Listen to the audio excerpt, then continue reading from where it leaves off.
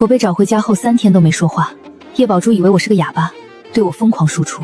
殊不知这是院长对我的叮嘱，他怕我回叶家第1天就因为毒蛇被赶出来，所以在认亲宴上，叶宝珠再次巴巴的时候，我开口了。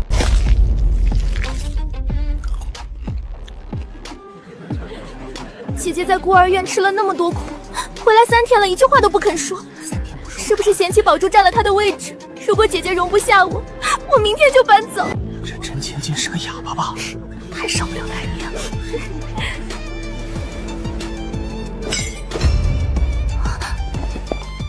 你见过你亲妈吗？你会说话？我见过，她跑来找我下跪，把头都磕破了，求我不要把你赶出叶家。你胡说八道什么？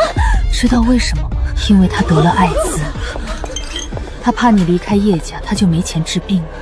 宝珠，你穿的这么光鲜，你有给过她1分钱吗？我没有，我不知道。你这个乡巴佬，给我适可而止！胡说八道！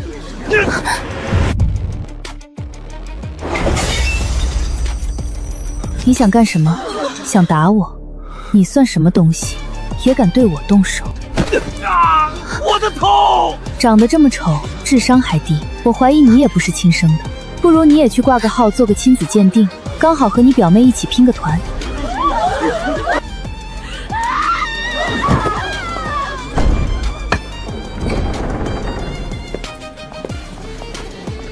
放肆！若养你的人家没教过你规矩，那我今天就好好教教你。好啊，我倒要看看你想怎么教我。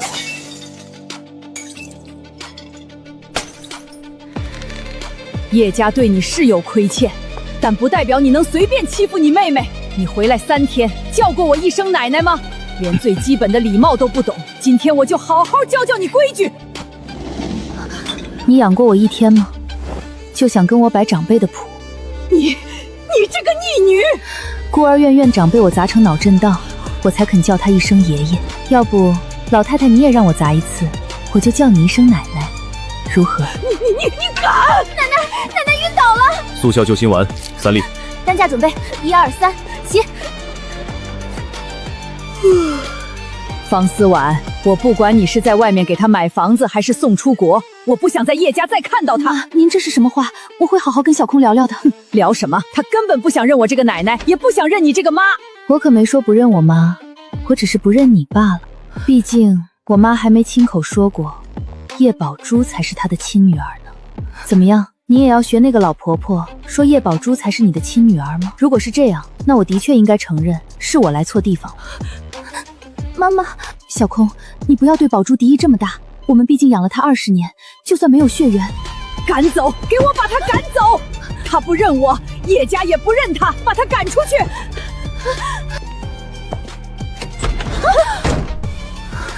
爸爸，都挤在这里干什么？海川，我是惹不起你这个新女儿了。这个家里有她没我，有我没她。你要是干她，留在叶家，等着给我收尸吧！去隔壁。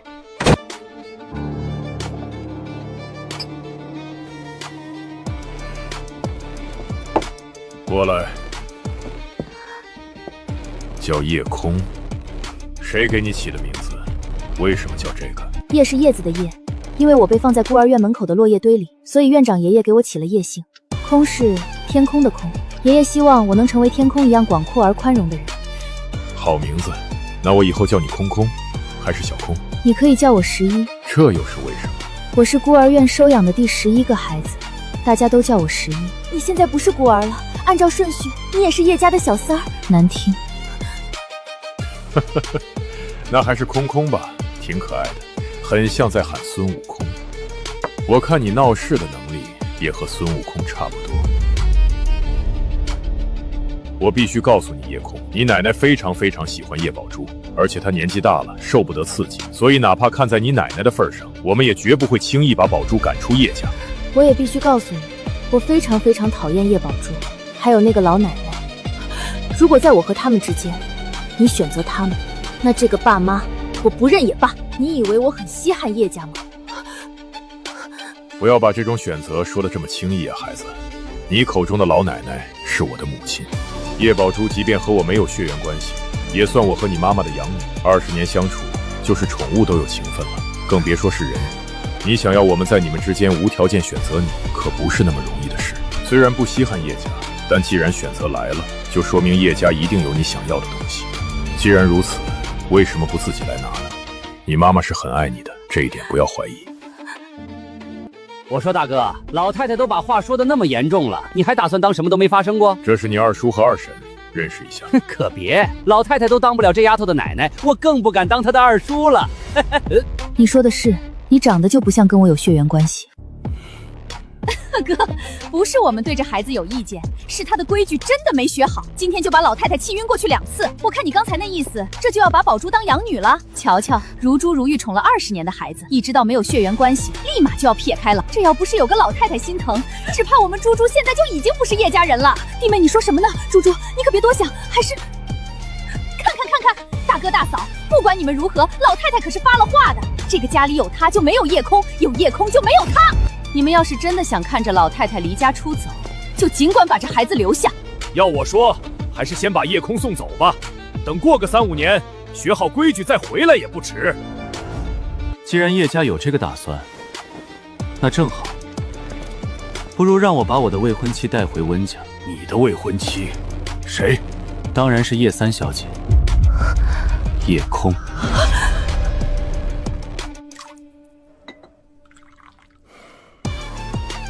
你承认这桩婚约了？从来都没有否认过。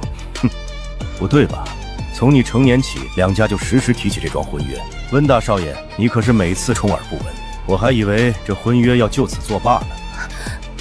叶叔，有些话我不想说得太直白，你看呢？那怎么行？就算两家有婚约，我们叶家的女儿不能这么轻率地住到温家去，这不是让人看不起吗？叶空刚回叶家，当然要住在家里才行。你听到了？之后的时间我们多多相处吧。豫州我还算熟，你有什么想去的地方，可以找我给你当导游。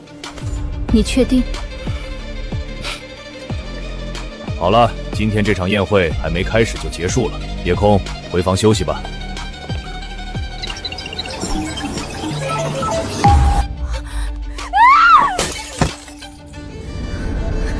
他怎么敢？他明明是个乡巴佬，他怎么敢这么做？小姐，老太太醒了，让您去陪她。好，我马上就去。宝珠小姐可以说是老太太一手带大的，情分就连大小姐和二少爷都比不上呢。想来以后的日子，老太太也都离不开她。你们叶家的佣人话都这么多吗？一大早就倒人胃口。是你运气不好，碰上了话最多的那个，是吧，罗阿姨？你倒是睡得挺好。先来叫声哥哥听听。先来叫声哥哥听听。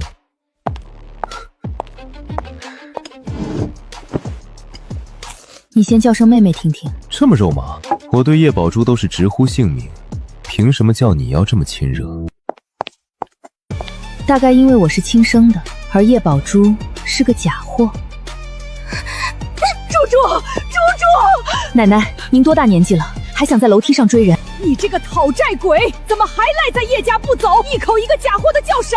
我说谁是宝贝，谁才是宝贝！我要你现在就从叶家滚出！奶奶，您别太激动了，小心又发病。老夫人，慢些。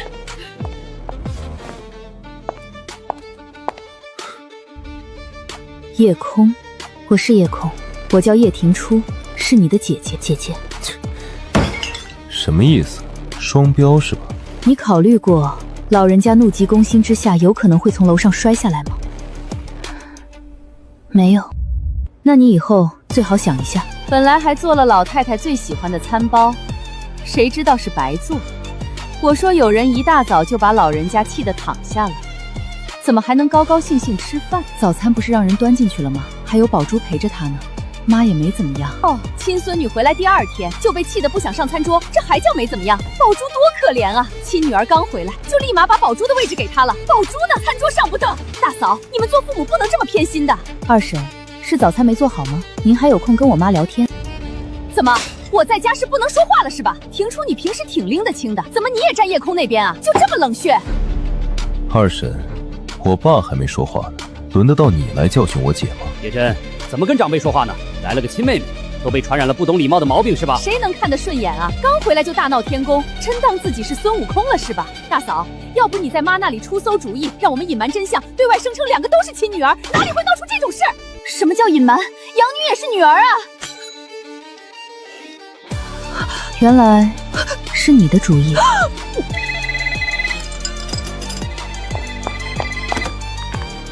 三小姐是找您的，说是温灿温少爷。他有什么事？温少爷问您想不想出去玩，他给您当导游和司机。是谁？是若薇他们说开了一场正式见面会，想认识一下空空，我帮你拒绝，你放心和温灿去玩吧。什么？温灿约了那个乡巴佬？不行，不许他去！叶宝珠，你必须把那乡巴佬给我带过来，否则你就别想再参加我们的聚会了。杜家这女儿也太过分了，怎么能一口一个乡巴佬的喊空空？空空，咱们不去就不去，谁为什么不去？他都这么说你了，你还要给他面子？正因为他都这么说我了，我不得亲自去狠狠扇他几巴掌啊！告诉温少爷，我今天要去参加见面会，地址发他，让他当司机陪我去。是，三小姐。少动手。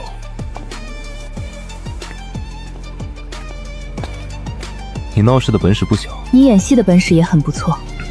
你对叶家有什么企图我都管不着，但我有一点，不许给叶婷出添麻烦。叶家小辈惹出的麻烦，最后都得由叶婷先去解决。我恰巧很讨厌这一点，所以你以后最好别惹事。告诉我，能做到吗？妹，原来你是个解控啊！你就说听懂没有？哦，听懂了。好歹也是亲妹妹，这是给你的见面礼，里面有200万，拿去当零花。我自己赚的，跟家里没关系。你什么眼神？怀疑我？你知道我身价多高吗？年纪轻轻的，你总不会不认识我吧？我一句话都没说，你自己脑补这么多。那你说说，你到底在哪儿知道我的？朕与 CP 疑似再度分手，算我看过连载时间最长的爱情电视剧，你演得很不错。你们这是在做什么？里面有500万，拿去当零花。你才20岁，还在上学吗？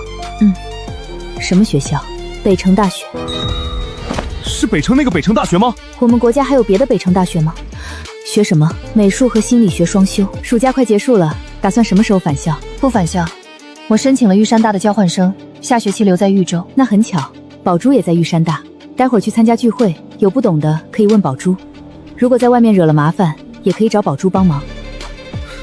看来你真的很讨厌叶宝珠。我不该讨厌他吗？不论该不该，我都建议你不要讨厌他。有奶奶和妈妈在，你不可能把他赶走。讨厌他只会让自己憋屈，可我不觉得憋屈。这世上没有人能让我憋屈。还是你们觉得有我在的叶家，叶宝珠还能待得快活不成？三小姐，温少爷的车到了。放心吧，真正憋屈的人，怎么看都不会是我。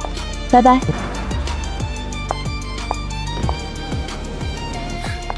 温少爷，你打算让别人坐我身边吗？我的未婚妻。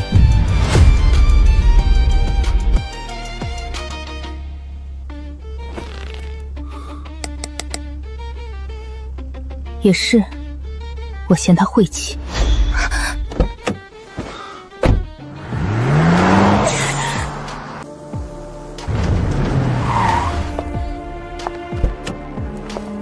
姐姐，温少爷。虽说是杜家的酒庄，但其实是若薇的私人财产。他人很好的，你待会儿看了就知道了。谢谢。如果不是知道你在叶家长大，我都要以为你是杜家的佣人了。好厉害啊！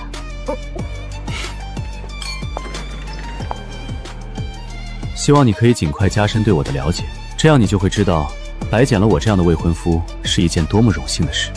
我只是很烦装逼的人。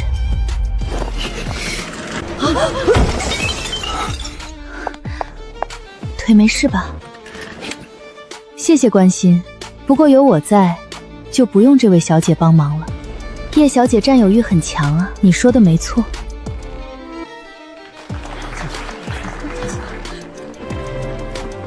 新人，刚才这首曲子你能点评一下吗？哦，忘了你是在孤儿院长大的，你认识那些乐器吗？你要不也加入我们的演奏团吧？不会乐器也没关系，可以拿3角田。三角田你知道是什么吧？杜大小姐可是公主，你哪怕是成为公主殿下的女佣，也会在这个圈子获得无上的地位哦。不是你的公主求我来的吗？舔狗先生。你说谁是舔狗？今天你不来点厉害的，让我们大开眼界，你就得为你刚才的话向我下跪磕头。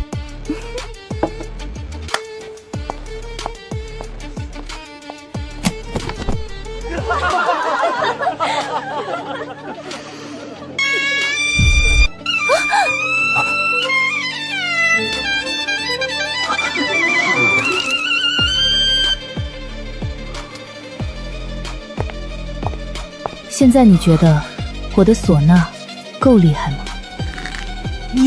我说新人，你是不是有点太嚣张了？恭喜舔狗先生能得到公主殿下的维护，你应该又能努力舔10年了。你个土包子，别太过分了！一口一个土包子的叫我的未婚妻，你们是不是太不把我放在眼里了？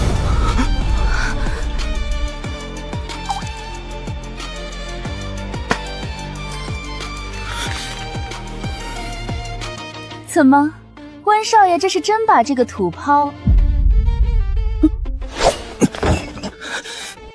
就算叶家还没有给他唯一的身份，她也是我温灿认定的唯一的未婚妻。还是说你们觉得叶家的大小姐比不上我温家的准夫人来的尊贵？走吧，以后这样无聊的聚会就别再来了。你拉着我，我要怎么给你推轮椅？你不能单手推吗？姿势会很扭曲的。那你就双手推。我不想，还是你单手自己转轮子吧。早知道我就换智能椅了。所以为什么不用智能椅呢？老式轮椅要人推，比较气派。不会吧，温灿真的看上这个土夜空了？说了要给你当导游的，怎么样？还满意吗？难怪人人都想要权力和金钱。如果能每天都站在这高度俯瞰人群的话，的确很容易飘飘然吧。你呢？你也想要吗？如果说不想要，岂不是显得我太清高了？看来你的确很清高。或许是我想要的东西远比这些更难得。二位请慢用。突然想起来，你比我小了快7岁，还是个小孩呢。你会和小孩成为未婚夫妻吗？我已经到了可以跟你接吻上床的年纪了。我建议你最好不要轻易和男人说起这些话题，容易招惹变态。可你不是个残废吗？你再说一句，我就让甜点师往你的冰激凌里加洋葱。好恶毒的大人！拿着这张卡，整个豫州市的知名甜品店，你都可以无限量免费享用。你想让我做什么？说吧，就算是要拍亲亲照发朋友圈也是可以的。你这么没有骨气，让我很心慌啊！你为什么一定要留在叶家，甚至不惜和我这个陌生男人订婚？你想在叶家得到什么？人人都有的东西，我一定要得到。你指的应该不是叶家的财产和你叶家千金的身份吧？你说的是父母和兄弟姐妹。你真的以为这些一定是好东西？如果昨天我没看错，你爸爸妈妈好像并没有完全站在你这边吧？那又怎样？我只是想得到我本来就应该拥有的一切，不管他们站不站在我这边，我一定要得到。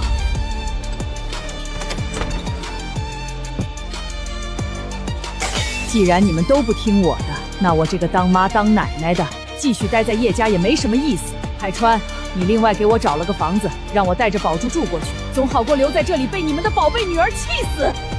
妈，都怪你到处惹事，我才刚到公司就被叫回来开会了。开什么会？看了还不明白吗？家庭会议讨论你的去留。奶奶，你是叶家的主心骨，你怎么能走呢？姐姐不喜欢我，我走就好了。这怎么行？我们宝珠从小如珠如玉的长大，他们不管你，任由你被夜空欺负，奶奶管。我没有被姐姐欺负，姐姐在外面受了苦，妈妈弥补她是应该的，都怪我舍不得爸爸妈妈哥哥姐姐，才死皮赖脸的待在家里。你留在叶家不需要死皮赖脸，你永远都是妈妈的女儿，也永远是我妹妹，没有人会赶你走。是啊，猪猪，你姐姐虽然冷淡，但心里一直都很关心你。怎么，吃醋了？如果我真的会吃醋就好了，我就是为此而来的。妈，您就别生气了，实在不喜欢小空，您就当他不存在。我能当他不存在。别人呢，今天才第一次出去，就把杜家和李家得罪了，不出1个月，叶家就要因为他颜面扫地。是啊，到处树敌终究不是好事。叶空要是把少爷小姐们得罪光了，将来咱家还怎么谈合作？我不允许他继续留在主宅。不是考上北城大学了吗？叫他去北城上学，抽个管家去教他规矩，什么时候学好回来？谁再有异议，我就带着宝珠离开。你真的不吃醋？既然如此，那我就带着小空搬出去住吧。你什么意思？连儿媳都要搬出去？你要让别人以为是我这个老太婆容不得人吗？我没这个意思，但要我和刚认回来的亲生女儿分开，绝不可能。你在威胁我？那是不是我一辈子不想看到她？你要干脆跟海川离婚？奶奶，先生，太太，慌什么？温少爷来了。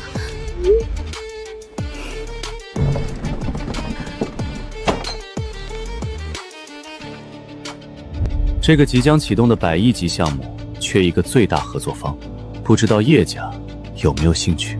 这么大的蛋糕，你怎么可能自愿分给我们？说条件吧。条件很简单，我要我的未婚妻以叶家2小姐的身份一直待在叶家主宅，或者搬去我家。是不是你把他叫来的？才刚回家2天，就把心思全放在男人身上，就指着男人给你撑腰是吧？妈，你以为拿个项目做幌子就能给他撑腰？我老太婆今天就在这儿做主，叶家和温家的婚约就此作罢。你给我带着这个没脸没皮的女人滚！妈，既然在你眼里我的孩子这么不堪，那我就和他一起从叶家滚蛋。谢谢您这些年对儿媳的照顾，抱歉以后不能再尽孝了。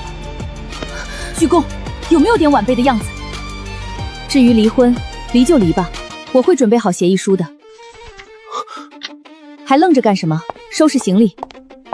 好吧，既然我的未婚妻都不是叶家人了，合作案自然告吹。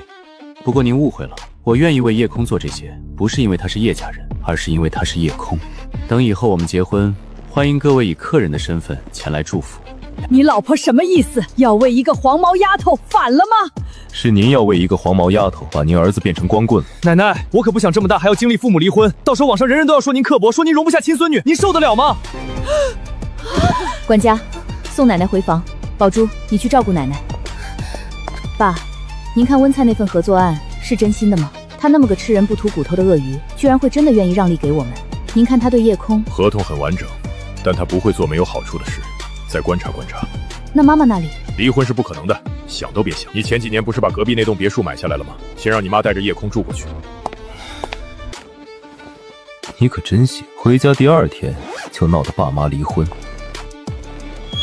你在笑吗？是吗？我在笑，可是为什么？我在笑什么呢？你这是真的不打算回家了？总不能是真想和我离婚吧？既然你妈妈都那么说了，我当然也是认真的。别的行李你帮我提下来吧，我拿不动。人到中年还要面临这种危机，真是……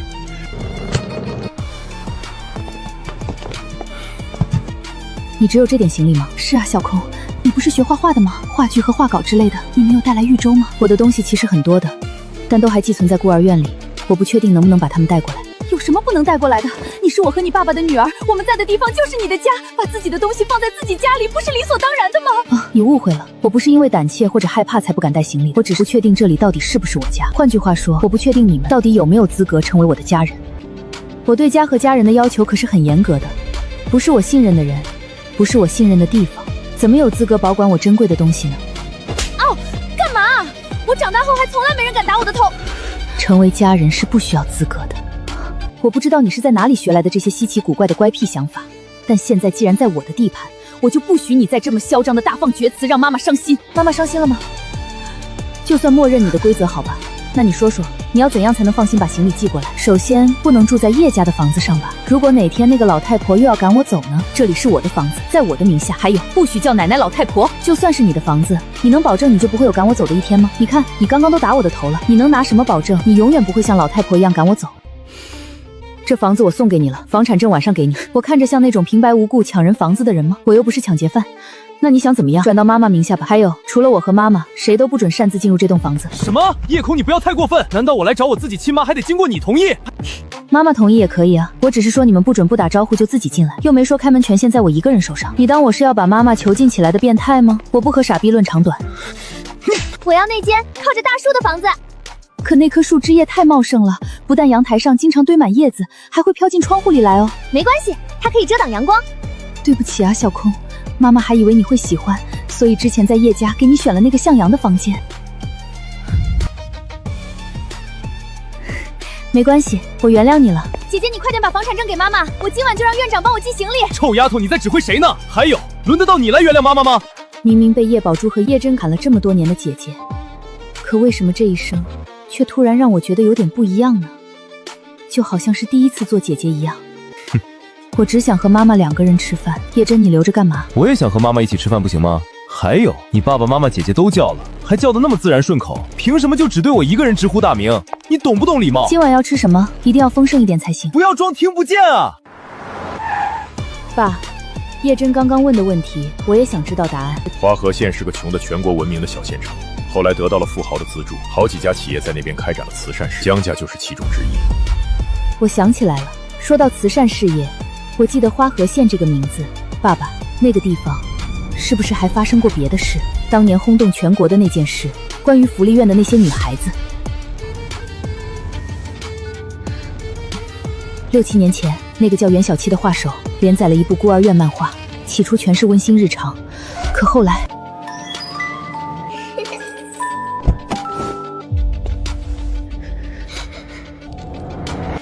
读者拼凑出了漫画下掩盖的真实原型——花河县孤儿院的黑暗交易。当年这事引起了上面的彻查，全国富豪圈轩然大波，连江家都受了牵连。当年调查结果显示，叶空所在的孤儿院不是那一家，那家孤儿院很穷，没发生过这种事。那就好。但是，小空这种冰冷、偏执，甚至缺乏常人情绪的性格，绝对不是在普通环境里形成的。我怀疑我得到的调查结果有问题，我会找人把他在花河山的过去重新翻个底朝天。你明明更喜欢和妈妈待在一起，而且在这个家里，你最讨厌的人就是我吧？你好有自知之明。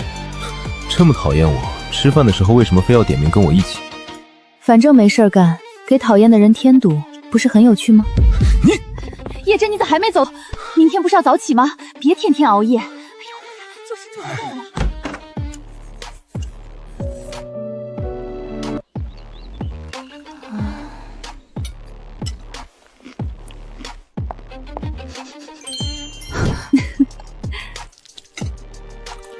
看来小空吃甜食不知道节制呢，以后我得看着你才行。以后你只能在早上吃甜品，别的时间全都禁止。好吧，如果这是得到家人必须付出的代价的话。什么？没什么。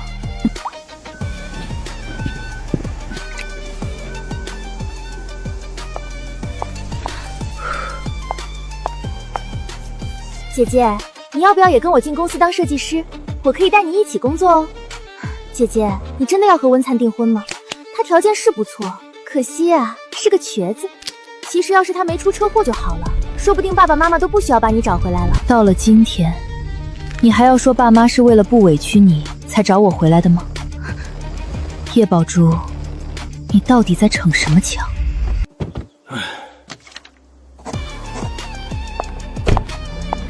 姐姐，我今天是来找妈妈做烘焙的，我们每周都有这样的共处时间，姐姐也要和我们一起吗？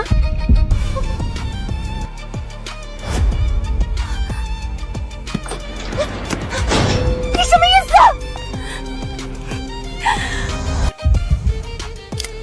思？也是，看了都知道你是不准我进去找妈妈。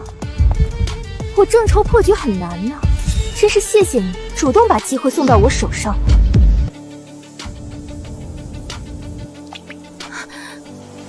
你千万不要来放我进去，你就这样一直旁观下去吧，最好直到我中暑，直到我晕倒在这里。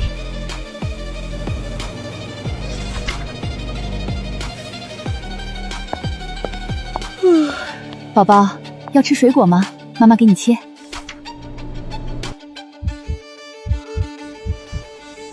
怎么了？有什么好看？那是猪猪吗？他在那里站了多久了？2个半小时。我不会真的死在这里吧？他为什么这么冷静？他甚至不怕我死？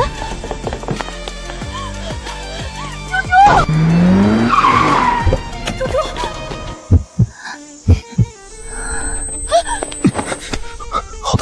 是中暑了。快打给周医生！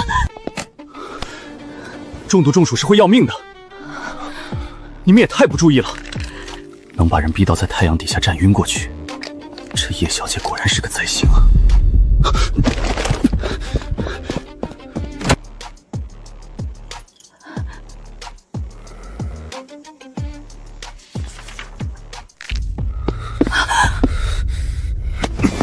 给我出来！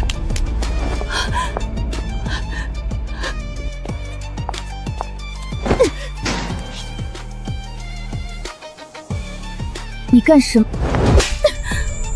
我干什么？我才要问你干什么！我知道你讨厌他，可这不代表你可以虐待他，甚至想要他的命。你想折磨他？你想他死吗？不对，是他自己想死。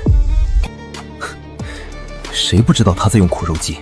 可一旦危及生命，哪怕只有1%的可能，也应该阻止。这才是正常人的想法。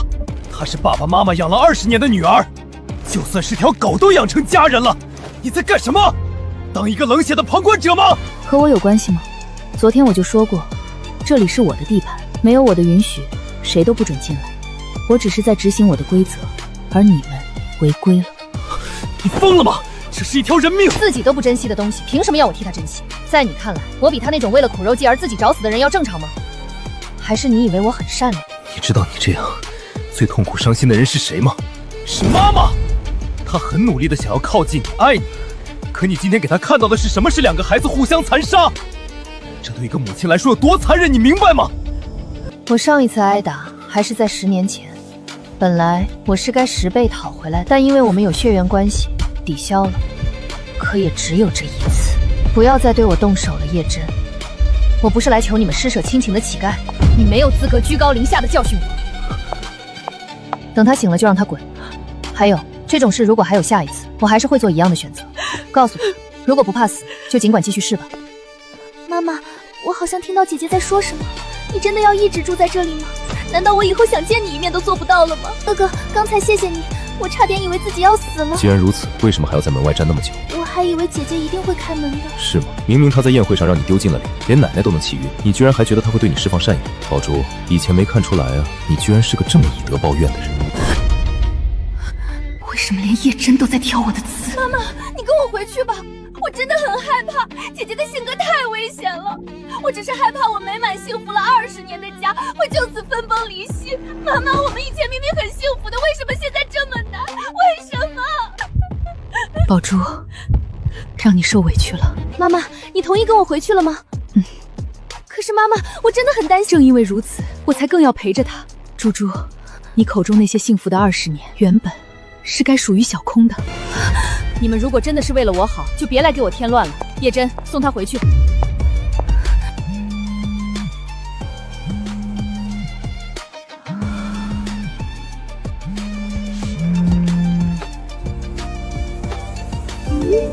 听说叶宝珠被你虐待了，你生性不爱说话吗？好吧，从现在开始，你每跟我多说10个字，我就让甜品师研发一款新式甜品，全部加入你的专属菜单里。好冷漠，我发了这么多句，他最多回了我30个字。感觉结婚的话，他会很擅长冷暴力。才认识人家几天啊，温少爷，这就开始幻想起婚后生活来了？你确定你只是把人家当工具人？不要把话说得那么难听，我们是互惠互利的合作关系。合作关系？你会去幻想人家对你婚后冷暴力？这很不正常吗？对你来说当然。看你这样子，我都开始对夜空好奇起来了。对别人的未婚妻感到好奇是很不礼貌的。你瞧瞧，这还算正常？你不知道我是一个占有欲很强的人吗？哪怕只是合作关系，她暂且也算是我的未婚妻。何况不知道为什么，我总觉得她有些眼熟，但这些那种普通的眼熟。重要的是，我已经向家里报备过了，我要在1年内举行订婚仪式。你爸的反应呢？会这么轻易就做出反应，我还用得着忍这么多年吗？不过没关系，他总会做出反应的。毕竟我的未婚妻杀伤力真的很大。不要再让你奶奶和叶空的关系恶化了。除了可能真的把你奶奶气出毛病来，对叶空本人是不会有任何影响的。你应该不会想彻底失去奶奶这个保护伞吧？爸爸，血缘关系就这么重要吗？我教了你20年的爸爸，你居然为了他来警告我！比起威胁，我这更像是劝告。正如你所说，20年的相处做不得假，我才会希望你能有幸福的未来。你这么偏心夜空，你知道中暑也会死人吗？我今天晕倒前都在想，如果我能就此死掉就好了。还能在我面前说这样的话，说明你心里还有无限的希望，希望我，甚至所有叶家人都能选择你而抛弃夜空。我先把结果告诉你，不可能的。只要有我在一天，叶家就绝不会做出这样的选择。清醒一点，不要让你妈妈伤心。哥哥，让妈妈伤心的人，难道不是夜空吗？你们都挺让她伤心的，但是对夜空，妈妈还有无尽的愧疚在。就像你说的，你已经幸福了20年，你想把幸福分享给夜空，可是这些幸福原本就应该是属于夜空的，你只是阴差阳错得到了本该属于他的一切。比起你不知道在哪里养成了这种古怪性格的夜空，当然才更让人心痛。可是会被养成这样无法无天的性格，不正说明他这20年过得不错吗？如果没有人纵容，行了，别想太多了，回去睡吧。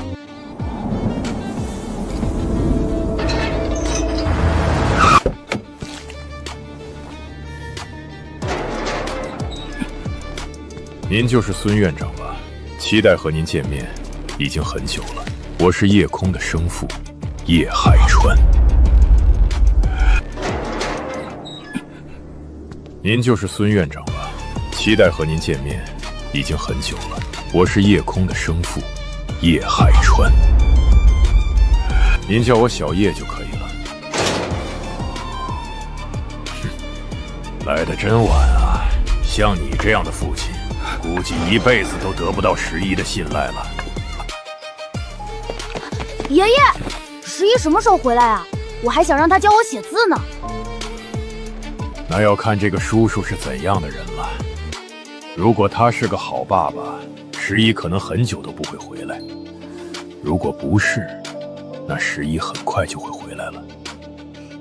叔叔，那你能当个坏爸爸？我们想11回来。去玩吧。看来他在这里和在叶家差别很大。你不会以为他在孤儿院里就是个乖巧懂事的好孩子吧？院里就没有哪个小孩没被他弄哭过。这2个小孩1年之内被他用刻薄的评价说哭过不下10次。这里以前叫蓝天孤儿院，花之河这个名字是11起的。不要叫孤儿院，这里是我在花河的家，就叫花之河，意思是装满了花的盒子。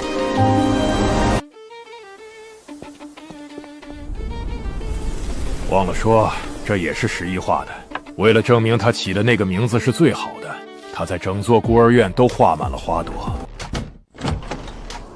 现在我们来聊聊吧。你突然一声不响地跑来这里，是想知道些什么？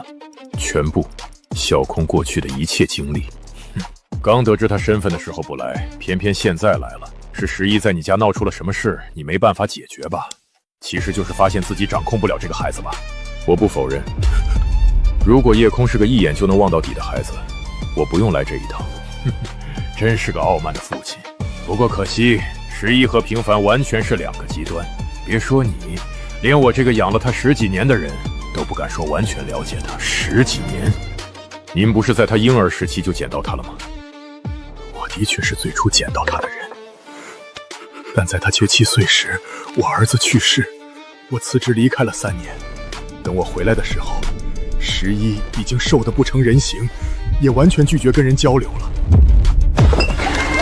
是因为那些新闻？不是，和那些新闻没关系，是因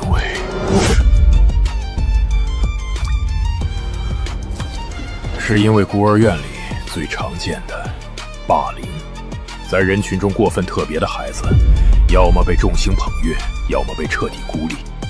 11是后一种。可他太聪明，又睚眦必报，谁欺负他，他就10倍报复回去。他的手段让当时的院长和老师把他当成了可以随意欺凌的小怪物。一边是整个孤儿园的恶意，一边是无论如何都不肯低头服输的11。这样的斗争整整持续了3年啊！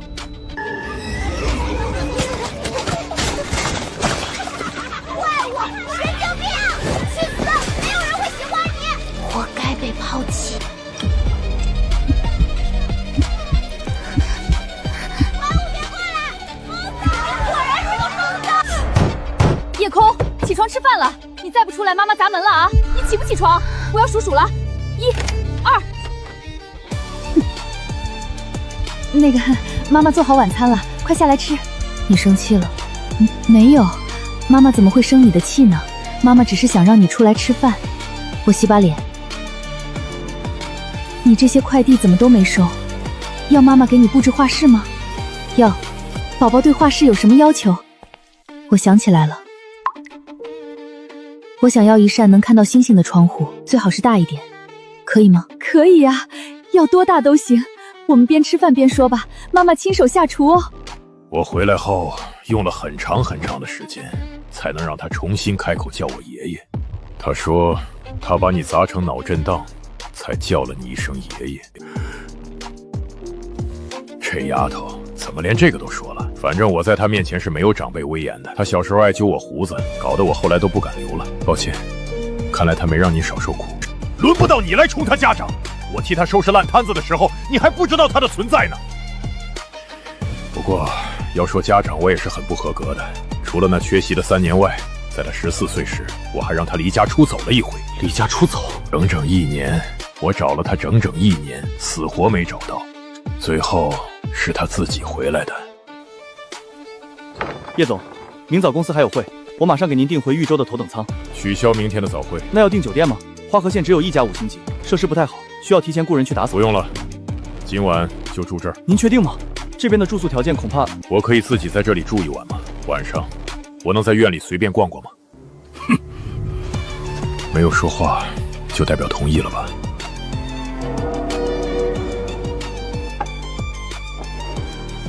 小空昨晚睡得好吗？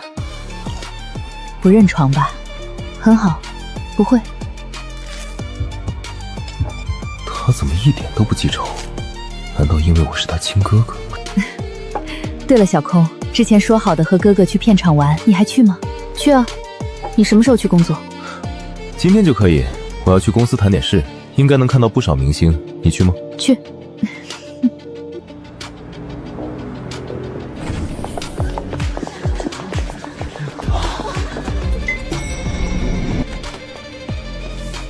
突然来公司做什么？今天又没行程。来看看综艺有什么需要注意的。这位是我妹妹叶空，亲妹妹。既然来了，看看合同吧。还有件事，你得提前做好心理准备。童小雨也会去。童阿姨，你未免太高看你侄女在我心里的位置了。她的工作与我何干？你想出去逛逛的话，让小黄、小蓝陪你去。想吃想玩，刷我的卡。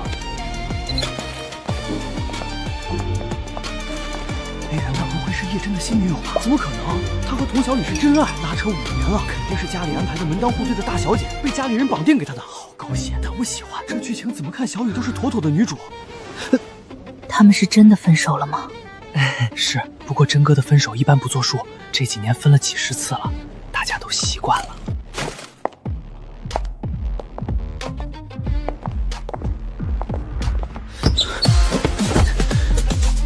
他叫百川，是花潮的 AC， 大老板指望他们全球爆红的。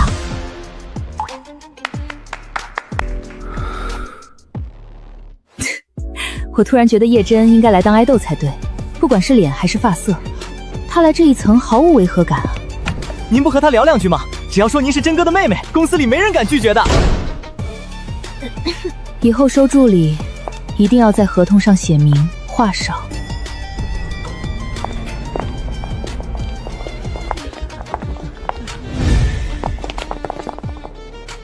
叶真的助理怎么跟着你？难道你们老板终于有新女友了？专程挑我来的这天，带她来公司示威？不是，她不是真哥的女朋友，她是……你未免也太把自己当回事了，童小雨。在你看来，我带女朋友来公司，还需要提前确定你会不会来吗？你以为自己是谁啊？啊，是吗？那就最好了。希望这一次我们是真的彻底结束了。祝你和你的新女友百年好合。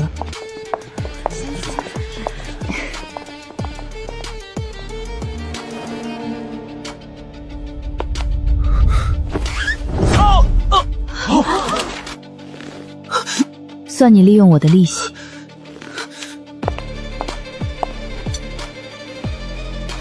其实当年真哥为了小雨，差点和家里断绝关系，离家出走，本来都快修成正果了。叶宝珠跑去找小雨放了狠话。他说什么了？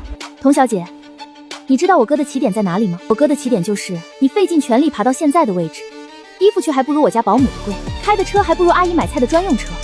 我哥身边的女性朋友是什么标准？我说了你也不会懂。娱乐圈走到顶点，也只够资格唱歌跳舞以助兴。我哥永远坐在观众席第1排，漫不经心看你唱歌跳舞，你一定要把他从观众席拖到台上，和你一起表演，当猴子。他居然还能说出这么有水平的话，我还以为他脑子坏了。您的感想就是这个啊？你不觉得他们很可怜吗？痛苦就分手不就好了？真哥不愿意放手，小雨也爱他呀，感情的事很复杂的。我不知道有多复杂，我只知道，如果这世上有人能让我爱上他，全世界的人都反对，对我们口诛笔伐，我也绝不会眨一下眼皮。我若爱一个人，哪怕我自己受尽折磨，也一定会让他感到幸福，绝不会让他误以为我不够爱他。所以他们只是不够爱，完全是自虐。我都有点想和你谈恋爱了。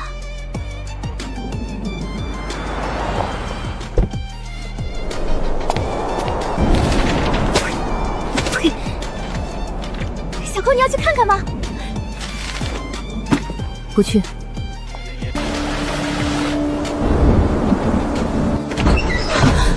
怎么突然下这么大雨？我去找人借伞。跑吧。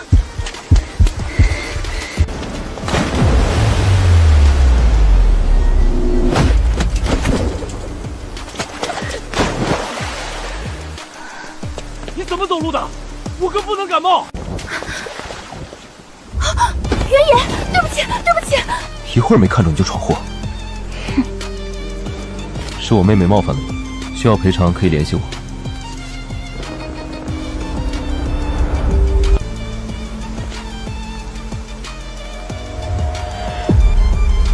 妹妹，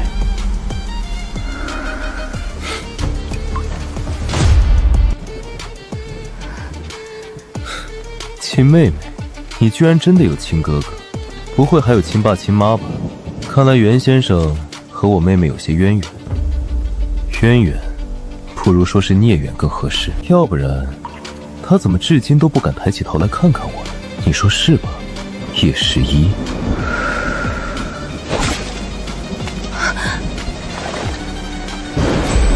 你说谁不敢看你？真的吗？那你为什么不想看我？好歹也几年没见了，你难道还是那么讨厌我？还是说你不想借由我的脸想起那个人呢？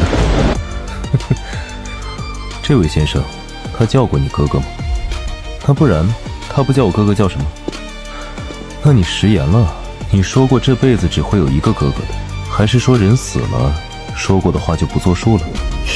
你怎么搞得跟你哥关系很好的样子？要我提醒你吗？在他还活着的时候，你对他的态度有多恶劣，现在来我面前装好弟弟，是不是太装模作样了点？你知道吗？以前我们所有人都很好奇，叶十一的亲生父母到底存不存在，因为我们以为像他这样的怪物根本就不该是人类能生出来的。如果这世上真的存在他的家人，那也一定都是精神病。你可要小心一点了。上一个被叶十一叫哥哥的人，也是被他亲手害死的。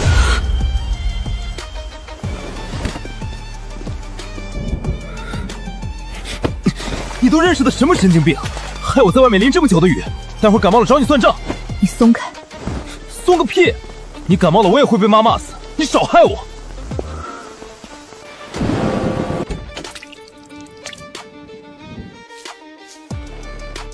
淋雨了，怎么回事？赶紧擦擦头发，喝点热姜茶，待会儿再上去泡个热水澡，可不能感冒了。爸，这都是你搞的？今天难道是你和我妈的什么奇怪纪念日吗？有些本来想种在院子里，突然下雨了，只能暂放客厅。看你湿淋淋的，像只小狗，赶紧听你妈妈的，去洗个澡。果然只有老二是最容易被忽视的。那你就是一只落水大狗，你也去洗澡吧。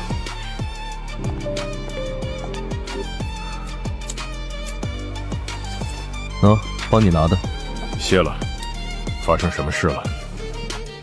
叶空好像认识原野，今天撞到的时候，他态度很不好。他说，叶空是怪物。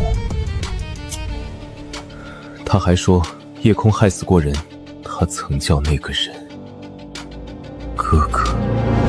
爸，你真的调查过叶空的过去吗？他以前到底经历过什么？行了，你先去洗澡，别感冒了。可是爸，去洗澡。我还以为你会两边兼顾呢，心里不好受吧？我本来也这样以为的，可小空一直在逼我做选择，不管是宴会上闹事，还是把宝珠关在门外，他都是故意的。他就是想看我会选谁，那我就没办法了，我只能选择他。我活到现在没对不起任何人，唯独对不起我亲生的小女儿。宝珠晕倒，你甚至没骂她。如果是叶真这样干，你早就开始揍人了。因为我能感觉到小空是一个很特别的孩子，我甚至不能确定他这份特别到底是好还是不好。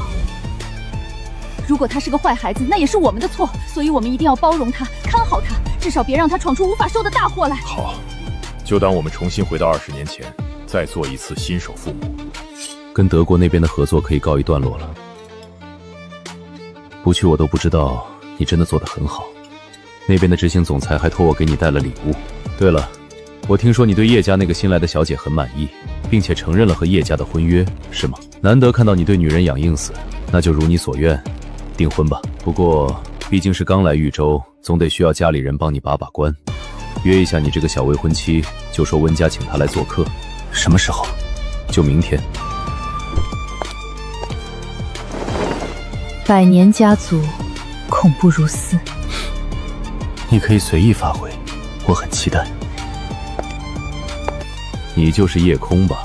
我是温参的父亲，温荣，欢迎你来到温家做客。我是叶空，谢谢您的欢迎，但我想先去洗手，不是我有洁癖，而是您有手汗。小空，你还在上大学吧？想和我们阿灿结婚，你觉得还需要准备些什么？想和温灿结婚，还需要准备什么？我还以为我们有婚约就够了。领证是够了，可是真的要结婚的话，我们总得确定你需要上哪些新娘课程吧？他不需要上课。当年我妈妈受过的委屈，我可不会让我的未婚妻再受一遍。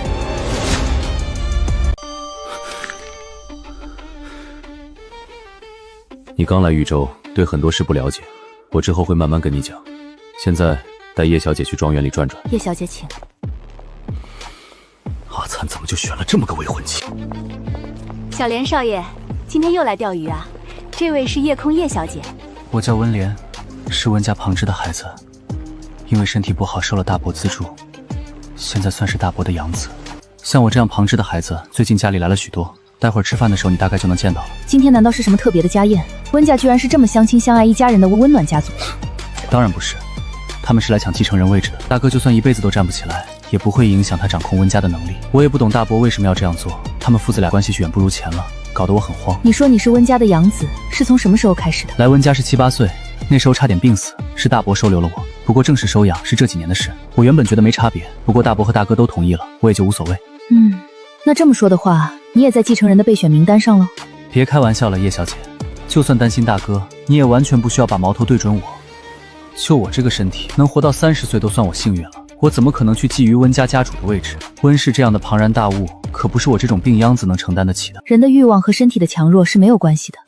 这世上有7、8岁的小偷，也有7老8十还对少女垂涎3尺的老头子。你如果想得到温家，就算你明天就会死，也不影响你今天为此做出行动。你没事吧？天哥，我们来烤鱼啦！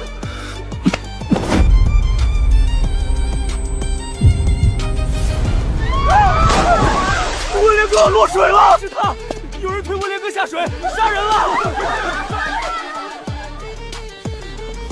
你这是杀人，你知不知道？别以为有大哥撑腰你就能高枕无忧，你说话呀，心虚了。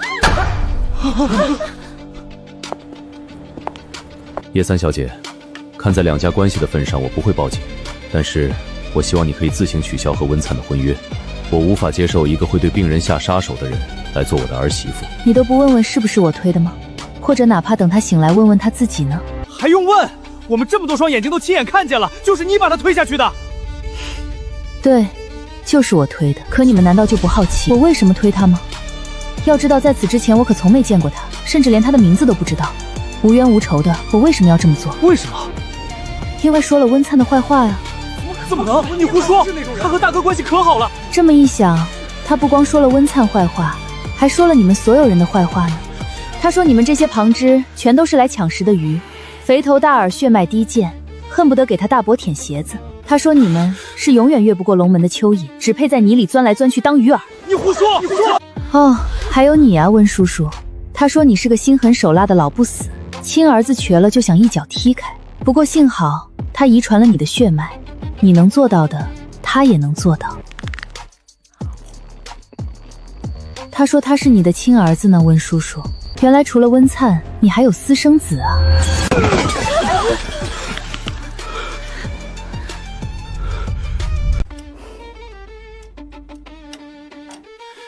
叶小姐，我无意代替你的长辈管教你，但你刚才所说的话，不光是在污蔑温莲，也是对我，甚至对温灿母亲的严重指控。我只是听到什么说什么，何况就算温莲胡说八道，那也只是指控叔叔你吧，和死去的阿姨有什么关系？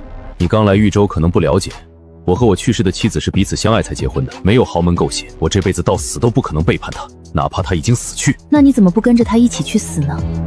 我是不懂了，但如果真的爱一个人，是会为他生，为他死的。温叔叔没有为妻子而死，难道是在为妻子而活吗？可如果是这样，为什么你妻子生下的儿子刚刚残废，你就要迫不及待地找人来接替他的位置呢？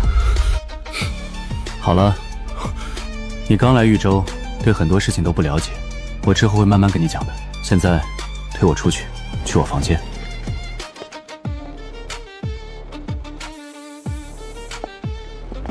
温莲真的跟你说了那些话？当然没有，全是我编的。你就不怕他醒来戳穿你？戳穿？凭什么他说的就是戳穿，我说的就一定是假的呢？当时湖边只有我们俩，没人能为我作证，也就代表没人能为他作证。就算是这样，你是怎么想到编出这些话的？也不完全是编吧，他看不起那些生新来的是真的。虽然看似是站在你的角度替你抱不平，可在我说起他也拥有继承人资格的时候，他特意跟我解释了一大堆他的身体状况，以表明他不敢肖想这个位置。但我一向觉得，要想掩盖欲望，最好的办法是忽略和无视，而不是反复强调自己不想要这个东西。越是强调，就越是在意。我确定他对你的位置有想法，所以这一点也不算我编的。那你最后说温莲是他亲儿子，这也是你推理出来的？不，这一条是我瞎编的。你是怎么想的呢？唯独这一条，只要做一下 DNA 检测就可以确定，你却要信口胡说。一旦结果证明他们不是父子，你刚刚说的一切就真的变成胡说八道了。那也不亏啊，温莲有野心却不敢表现，哪怕有一丝可能成为你爹的亲儿子，他都会感到兴奋和妄想。如果在这种情况下，你爹执意做亲子鉴定来证清白，并且得到了非父子关系的结果，他将会产生巨大的落差和自卑，从而对你父亲产生怨怼。哪怕他绝不承认，可越不承认，他就越如鲠在喉。这样一来，他和你爸的关系就必然产生分裂，而分裂一旦存在，就多的是你发挥的空间了，不是吗？你知道要想拿到亲子鉴定的结果只需要1个晚上吗？可能他都来不及去想这些。哪怕只有1分钟也足够了。欲望的滋生和膨胀根本不需要时间。最重要的是，在我说出口以后，你爸虽然表现出了极度的愤怒，可他却并没有在第一时间提出去做亲子鉴定。或许你应该先下手为强，去拔一根温莲的头发。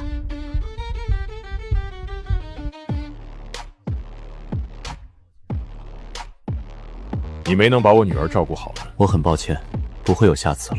希望下次我能等到温先生决定取消婚约的通告。那叶叔叔不用等了，不会有那一天的。我听说温莲已经性命垂危，她命硬，迟早会醒的。嗨，大神，我等你等得好苦哦。